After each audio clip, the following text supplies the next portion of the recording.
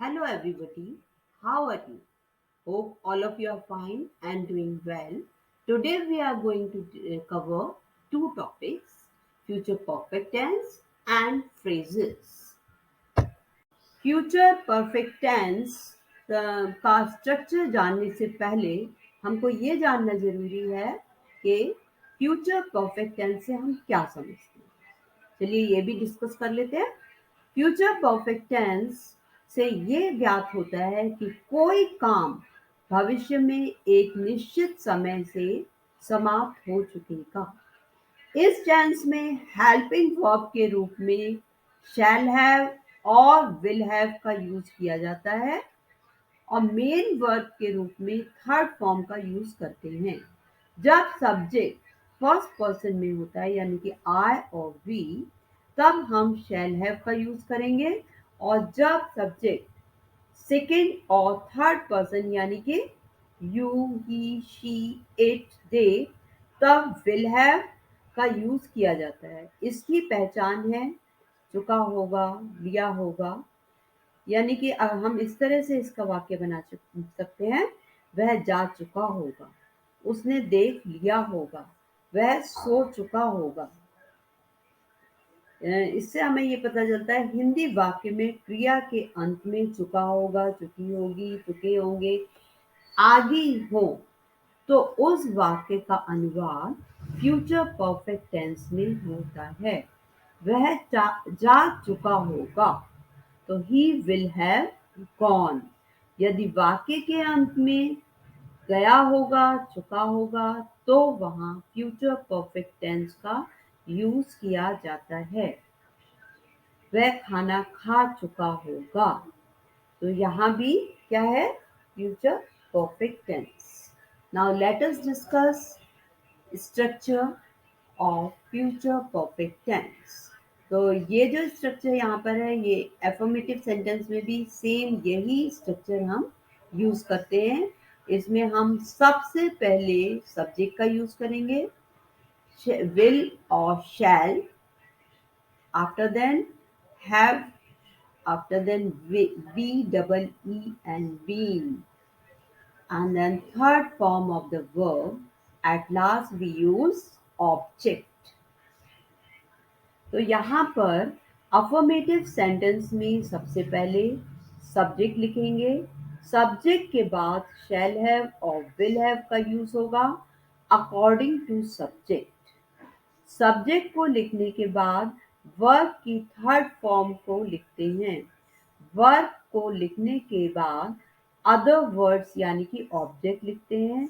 यदि subject first person में है तो शैल हैव का यूज होगा और अगर सब्जेक्ट थर्ड पर्सन या सेकंड पर्सन में है तो हम विल हैव का यूज करते हैं। Now use of future perfect tense. This tense is used to express an action completed before a given moment future. For example, they will have declared the results by next Saturday. यानी कि किसी निश्चित समय तक या फिर निश्चित समय से पहले कोई काम या घटना हो तो हम उसमें किसका यूज करेंगे? फ्यूचर परफेक्ट टेंस का। जैसे कि दे विल हैव डिक्लेयर्ड मतलब घोषित कर दिया रिजल्ट अगले शनिवार तक। तो यहाँ पर दिया होगा या कर दिया चुका होगा। तो this tense is used with a time expression beginning with by और किससे स्टार्ट होता है, मतलब शुरू होता है by then, by that time, by the 10th of this month, by next Monday या फिर next Saturday। इस तरह के वाक्यों में हम फ्यूचर परफेक्ट टेंस लगाते हैं।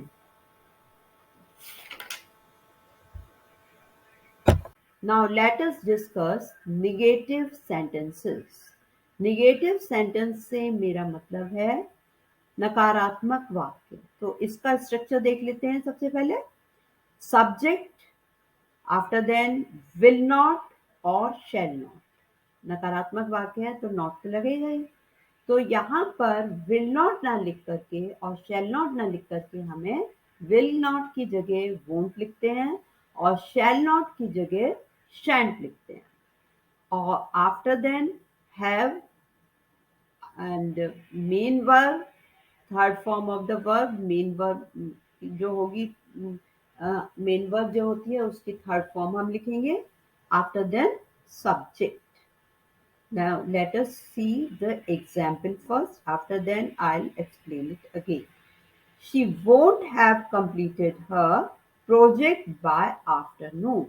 तो she subject हो गया, will not, she third person है तो will not हो जाएगा, have according to structure और complete का थर्ड फॉर्म होगा completed. Her project by afternoon आपका object. Now in the second line, second example, let us see. They won't have written an email. They की जगह पर अगर यहाँ पर I या we होता तो हम shall not लिखते हैं। तो shall not का मतलब हो गया shan't। हम shall not ना लिख करके shan't लिखेंगे, ऐसा चाहिए। तो they won't have written, written write का थर्ड फॉर्म होता है रिटन। तो एन ईमेल, तो ये हो गया आपका ईमेल। एन ईमेल क्या हो गया, object. Now let us see what is negative sentence again, क्योंकि वोंट और शेंट आपको अभी अच्छे से रिवाइज करने को हो जाएगा तो आपको याद रहेगा। सबसे पहले सब्जेक्ट लिखेंगे, सब्जेक्ट के बाद विल और शैल अकॉर्डिंग टू सब्जेक्ट लगाएंगे, क्योंकि नकारात्मक वाक्य है तो नॉट लिखना जरूरी है। तो शैल नॉट और विल नॉट की जगह पर शैंट और वोंट लगता है। आफ्टर देन हैव का प्रयोग होगा। इसके बाद वर्ब की थर्ड फॉर्म, मेन वर्ब जो है उसकी थर्ड फॉर्म लिखेंगे और लास्ट में ऑब्जेक्ट है। Now let us examine what is interrogative sentence. जब वाक्य के शुरू में क्या शब्द हो तो हम जैसे विल और शैल को लेंगे। सबसे पहले विल और शैल लिया, फिर सब्जेक्ट लिखते हैं। सब्जेक्ट के बाद में हैव को लिखा जाता है। हैव के बाद वर्ब की थर्ड फॉर्म और उसके बाद ऑब्जेक्ट लिखते हैं। तो यहाँ पर let us examine the examples. Examples are given here. Will she have written a book? तो यहाँ हमने जैसे कि एफर्मेटिव और निगेटिव में जस्ट आफ्टर सब्जेक्ट लिखा था विल और शैल, यहाँ पर हम बिफोर सब्जेक्ट विल और शैल का यूज करेंगे। विल शी हैव और जस्ट आफ्टर सब्जेक्ट हैव का यूज किया है। आफ्टर देन रिटन, रिटन ये हो गया आपका थर्ड फॉर्म, राइट का थर्ड फॉर्म होता है रिटन। अ बुक हो गया आपका object. Shall I have return the story book, तो शैल भी आपका क्या है, हेल्पिंग वर्ब है जो कि हमने बिफोर सब्जेक्ट लिखा है। आई आपका सब्जेक्ट है और हैव क्या हो गया आपका,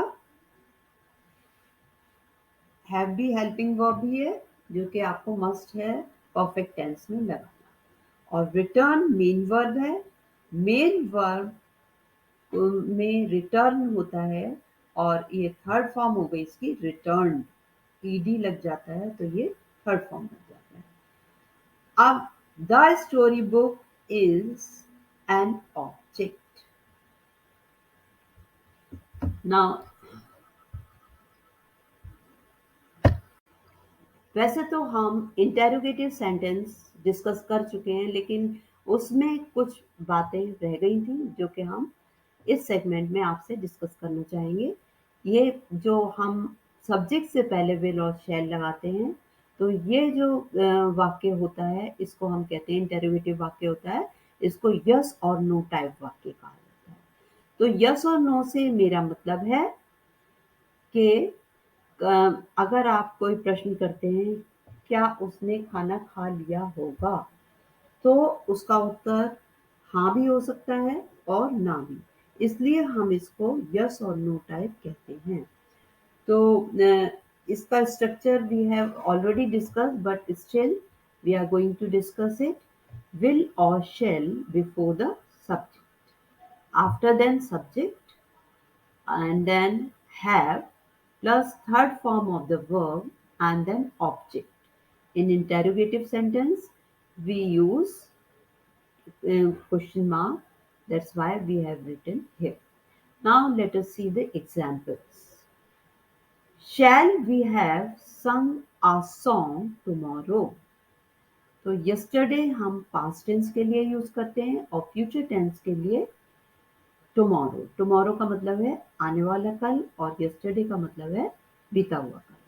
तो शैल हमने यहाँ पर लगाया है, शैल अकॉर्डिंग टू सब्जेक्ट लगाया है क्योंकि शैल वी हैव संग, सिंग का थर्ड फॉर्म क्या हो जाएगा, संग, सिंग सैंग संग, SUNG संग थर्ड फॉर्म है।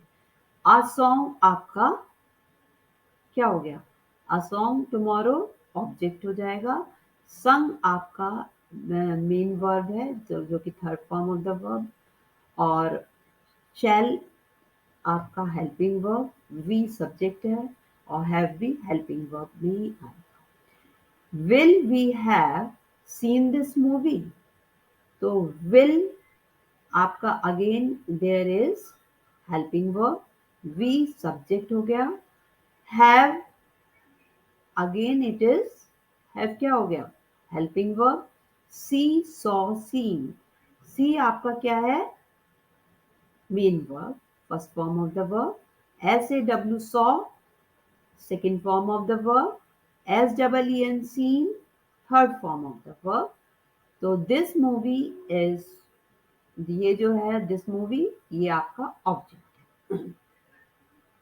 Interrogative sentences part 2, type two से यहाँ मेरा मतलब है कि WH वर्ड जिसमें कि हम कब कहाँ कैसे क्यों इससे जो वाक्य क्वेश्चन करते हैं उनको हम यस और नो कोई टाइप क्वेश्चंस नहीं कहते, इनको हम कहते हैं WH वर्ड। WH वर्ड सबसे पहले लिखते हैं इसमें हम विल और शैल लगाते हैं उसके बाद, after then see the structure, will और शैल लगाने के बाद subject plus have and then third form of the verb and at last object, object के बाद क्वेश्चन मार्क लगाते हैं। एग्जाम्पल्स डिस्कस करने से पहले मैं आपको ये बताना चाहूंगी कि WH वर्ड्स क्या होते हैं। WH वर्ड्स यदि सेंटेंस में कब क्यों कहाँ इस प्रकार के शब्द आते हैं तो वाक्य का अनुवाद व्हाट वेयर व्हेन हु इस प्रकार के शब्दों से करेंगे। अब देख लेते हैं इसकी examples. Where will we have reached, तो यहाँ पर हम क्योंकि ये जो है हम पक्का इरादा किया हुआ है तो वैसे हम विल के साथ शैल का यूज करते हैं, लेकिन यहाँ पर हमने विल वी के साथ शैल का प्रयोग न करके विल का यूज किया है। वेयर के बाद just after where WH word where है, जस्ट आफ्टर WH वर्ड हमें विल का यूज करना होगा और उसके बाद हम क्या लगाएंगे, सब्जेक्ट, और सब्जेक्ट के बाद हेल्पिंग वर्ब, फिर दोबारा से हैव लगाया एंड देन रीच्ड। रीच जो है REACH, रीच मेन वर्ब है, उसमें हमने third form of the verb reached उसमें ED जोड़ देते हैं तो ये थर्ड फॉर्म बन जाती है, और इसमें हमने क्वेश्चन मार्क लगा दिया है क्योंकि वो बहुत जरूरी होता है, क्वेश्चन मार्क नहीं लगेगा तो ये सेंटेंस गलत होता है। How shall we have reached the party by 10 o'clock, हम 10 बजे तक पार्टी में कैसे पहुंचेंगे? तो यहाँ भी WH वर्ड कौन सा है? हाउ। और इसके बाद क्योंकि वी हमारा थर्ड पर्सन है, नहीं सॉरी फर्स्ट पर्सन है, तो उसके साथ हम शैल का यूज करते हैं। और उसके बाद हमारा हेल्पिंग वर्ब हैव है, एंड रीच का थर्ड फॉर्म क्या होगा? रीच्ड। और the party by 10 o'clock object. Now let us see the difference. अब हम इसमें डिफरेंस देखते हैं। You reach the station, the train will have left. तो यहाँ पर ये देखिए कि ये आप स्टेशन पर गए और ट्रेन जो थी वो छूट गई। तो यू रीच द स्टेशन, जब आप स्टेशन पर गए, तो ये यू रीच द स्टेशन आपका प्रेजेंट इंडेफिनिट टेंस है। इसमें आप अगर ही रीचेस होता, अगर आप यू तो सेकंड पर्सन है, अगर आप थर्ड पर्सन यूज करेंगे तो फर्स्ट पर्सन करेंगे आई रीच ही होगा, और सेकंड पर्सन करेंगे तो भी यू रीच होगा इन प्रेजेंट इंडेफिनिट टेंस। और अगर आप थर्ड पर्सन का यूज कर रहे हो तो इसमें होगा he reaches the station, the train will have left. और जो ट्रेन है वो छूट चुकी होगी। तो इसमें हम इस तरह से करते हैं। लेकिन जब हम पास्ट टेंस में इसका यूज करते हैं, you reach the station, the train have left, तो यहाँ पर हम सिंपल पास्ट लेंगे। यहाँ पर हमने सिंपल प्रेजेंट इंडेफिनिट यानी कि सिंपल प्रेजेंट टेंस का यूज किया था। सिंपल प्रेजेंट टेंस को ही हम प्रेजेंट इंडेफिनिट कहते हैं। तो you reach the station simple past है, द ट्रेन हैड लेफ्ट ये पास्ट परफेक्ट है, यहाँ फ्यूचर परफेक्ट हो गया, the train will have left. तो इसमें अंतर करना बेहद ज़रूरी है और ये हमको अच्छे से समझ भी आ जाना चाहिए।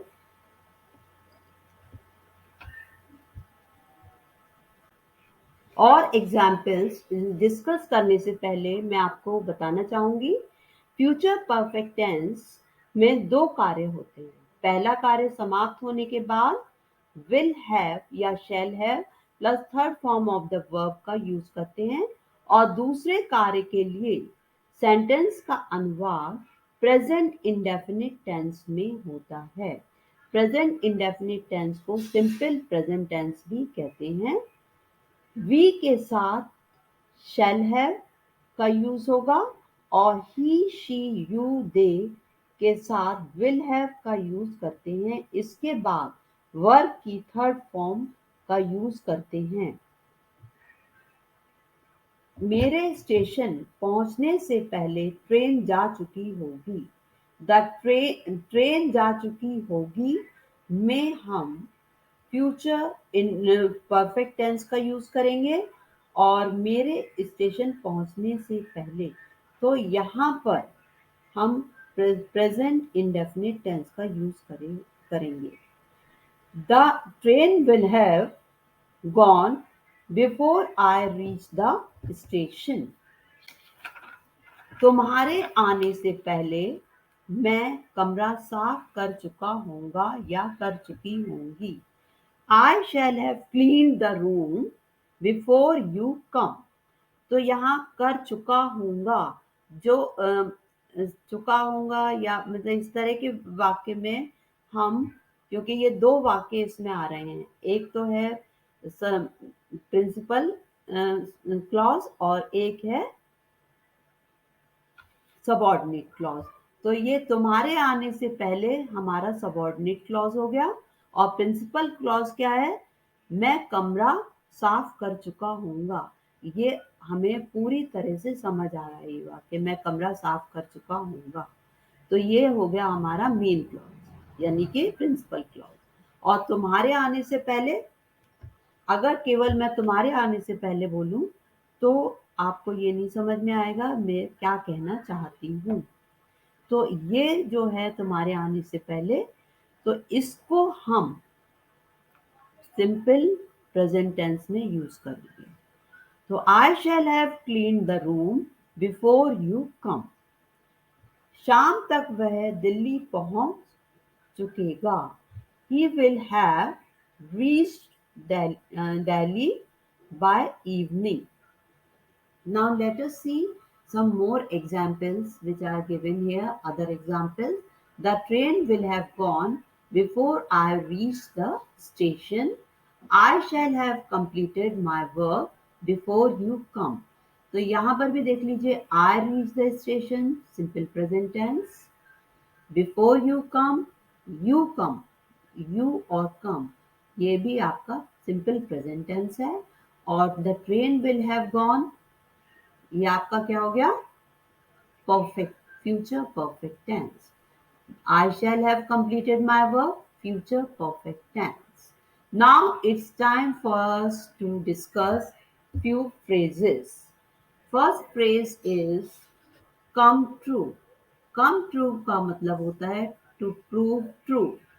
To prove true से मेरा मतलब है सच होना। यहाँ पर हम जैसे अगर किसी को बर्थडे विश करते हैं तो हम अक्सर ये कहते हैं wishing you a very happy birthday may all your dreams come true. काश आपके सारे सपने सच हो जाएं। In the same manner as we have given here the sentence, her dreams have come true as she is selected.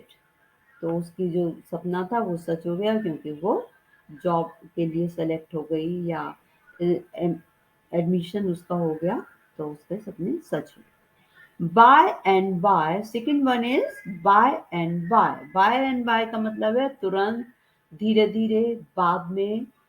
A man appeared by and by, and you will learn the rules of English grammar by and by. यानी कि धीरे धीरे आप English grammar के rules सीख जाएंगे क्योंकि इतने सारे रूल्स हैं और अगर आप रोज उनकी प्रैक्टिस करोगे only then you can learn those rules.